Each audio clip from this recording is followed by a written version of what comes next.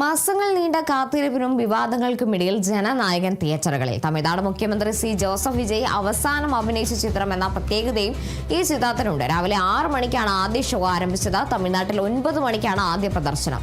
ചിത്രത്തിന്റെ പ്രദർശനാനുമതി censor board നിഷേധിച്ചതിന് പിന്നാലെ വലിയ വിവാദങ്ങളിലേക്ക് പോവുകയായിരുന്നു. എസ് വിനോദ് സംവിധാനം ചെയ്യുന്ന ചിത്രത്തിൽ ബോബി ഡിയോൾ ആണ് വില്ലൻ വേഷത്തിലെത്തുന്നത്. മലയാളി താരം മമിത ബൈജു, പ്രകാശ് രാജ്, ഗൗതം വാസുദേവ് മേനോൻ, പൂജ ഹെഗ്ഡെ, പ്രിയ മണി തുടങ്ങിയ വലിയൊരു താരനിര തന്നെ ചിത്രത്തിലുണ്ട്.